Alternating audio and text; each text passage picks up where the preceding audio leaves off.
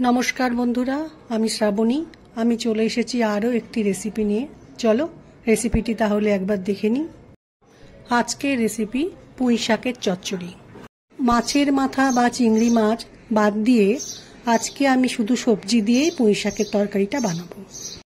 আজকের এই রেসিপিটি বানানোর জন্য পুঁই শাক নিয়েছি। এরপর আমি সবজিগুলো কেটে নেব।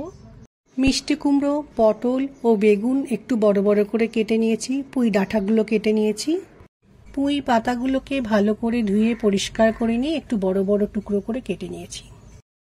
রান্নার প্রথমে গ্যাসে কড়াই বসিয়ে একটু সর্ষের তেল গরম করতে দেব। তেলটা গরম হয়ে গেলে বেগুন ও মিষ্টি কুমড়ো একটু ভালো করে ভেজে নেব।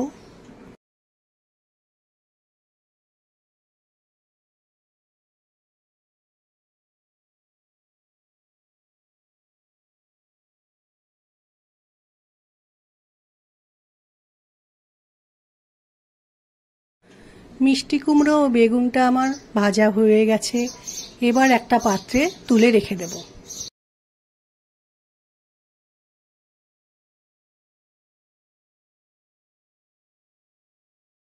কড়াই থেকে সবজিগুলো তুলে নেওয়ার পর কড়াইয়ের মধ্যে একটু সর্ষের তেল দিয়েছি।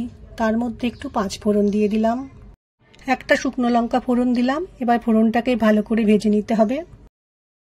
ফোড়নটা ভালো করে ভাজা হয়ে গেলে কেটে রাখা সবজিগুলো তেলের মধ্যে দিয়ে একটু সময় রান্না করে নিতে হবে।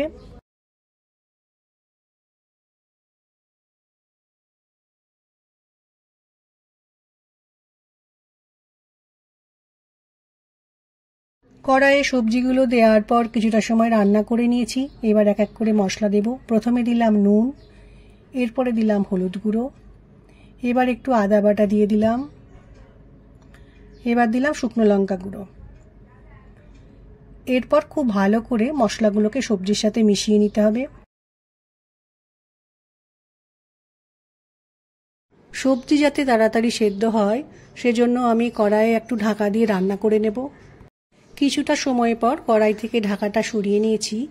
এই সময়ে আমি ভেজে রাখা মিষ্টি কুমড়ো ও বেগুন, পুঁই শাকগুলো কড়াইয়ের মধ্যে দিয়ে খুব ভালো করে মিশিয়ে নেব। রান্নাটা করার সময় অবশ্যই গ্যাসের ফ্লেমকে লো করে রাখতে হবে।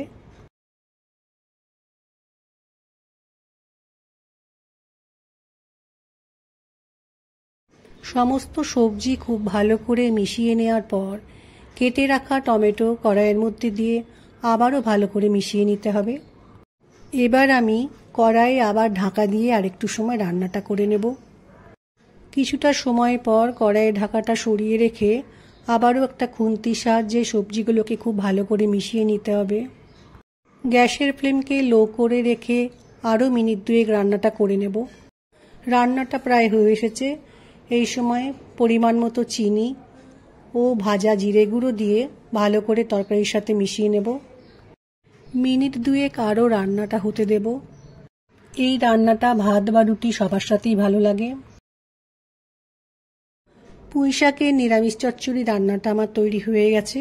এবার কড়াই থেকে একটা পাত্রে রান্নাটা ঢেলে রাখবো। আজকের এই রেসিপিটি আশা করি তোমাদের ভালো লাগবে। আজকের এই রেসিপিটি ভালো লাগলে লাইক, শেয়ার ও সাবস্ক্রাইব করো। ভিডিওটি দেখার জন্য ধন্যবাদ। ভিডিওটি আজ এখানেই শেষ করছি। ফিরে আসছি আরও একটি রেসিপি নিয়ে।